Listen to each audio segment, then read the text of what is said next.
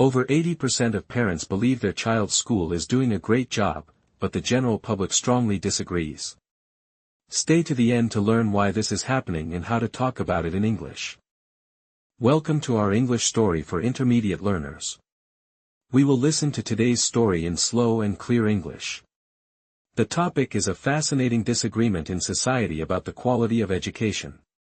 First, you will hear the complete story in English. Then, we will review the story with English and Spanish text together. After that, we'll learn key vocabulary and a useful expression. Finally, I will ask you some questions to check your understanding. Let's begin. David, a journalist, stared at the numbers on his screen. A new national poll had just been released, and the results were shocking. It showed a huge gap, a major disagreement. While 82% of parents gave their child's local school an or B grade, only 17% of the general public gave the nation's schools the same high marks. David wondered, how could two groups looking at the same system see it so differently? This discrepancy was the topic for his next big article. Meanwhile, across town, Maria was leaving a parent-teacher conference for her 10-year-old daughter, Chloe. She was smiling, holding a report card filled with excellent grades. Chloe's teacher had praised her progress in reading and math. Maria saw the clean hallways, the colorful student artwork on the walls, and the friendly staff. From her perspective, Chloe's school was fantastic. It was a safe, supportive community where her daughter was clearly thriving. Back at his office, David's research painted a very different picture. He wasn't looking at one school, but at thousands. His screen was filled with national headlines: teacher shortages reach crisis point, standardized test scores plummet, and fierce debates over curriculum paralyze school boards. The national narrative was one of crisis and decline. For the general public, whose information came from these news reports, the system seemed to be failing. David decided to investigate the data behind the grades. He found that while individual report cards like Chloe's might show A's, the national data on student achievement told a more worrying story. Many schools had lowered their standards, a phenomenon known as grade inflation. This meant an A today might be equivalent to a B or C from 20 years ago. So, while parents saw good grades and felt satisfied, the actual learning was not as strong as they believed. The core of the issue, David wrote in his article, was the difference between personal experience and national data. Maria's view was shaped by her daily, positive interactions. She saw her daughter happy, she liked the teacher, and the school building was nice. This created a bubble of satisfaction. She wasn't wrong about her personal experience, but that experience didn't reflect the systemic challenges facing the country's education system as a whole. This perception gap has real-world consequences. When politicians propose major education reforms, many parents might think, why? My school is fine. This makes it difficult to build public support for necessary changes. At a town hall meeting, David observed this firsthand. Frustrated citizens quoted national statistics, while defensive parents shared positive personal stories. They were talking past each other, unable to find common ground because their realities were so different. David's article wasn't about blaming parents. It was about encouraging them to look beyond their own bubble. He suggested practical steps: read the school's official state report card online, attend school board meetings not just for events, and ask teachers tougher questions about college and career readiness standards. A few weeks later, Maria sat at her kitchen table, reading David's article on her tablet. She frowned thoughtfully, then opened a new tab and began searching for her school district's official performance data. Her perception was about to get a little bigger. David, a journalist, stared at the numbers on his screen. A new national poll had just been released, and the results were shocking. David, un periodista, miraba fijamente los números en su pantalla. Se acababa de publicar una nueva encuesta nacional, y los resultados eran impactantes. Meanwhile, across town, Maria was leaving a parent-teacher conference.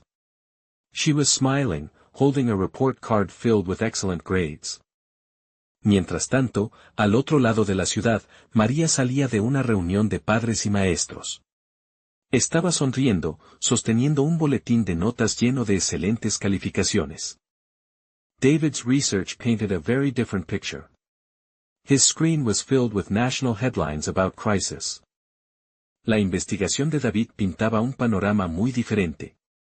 Su pantalla estaba llena de titulares nacionales sobre la crisis. Many schools had lowered their standards, a phenomenon known as grade inflation.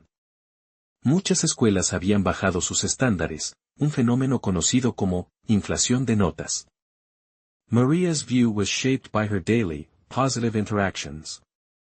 This created a bubble of satisfaction. La visión de María estaba moldeada por sus interacciones diarias y positivas. Esto creó una burbuja de satisfacción. This perception gap has real-world consequences. People were talking past each other, unable to find common ground. Esta brecha de percepción tiene consecuencias en el mundo real. La gente no se entendía, incapaz de encontrar un terreno común. David's article encouraged parents to look beyond their own bubble. Maria began searching for official performance data. El artículo de David animaba a los padres a mirar más allá de su propia burbuja. María empezó a buscar los datos oficiales de rendimiento de su distrito escolar. Great. Now let's learn some key vocabulary from the story. Perception.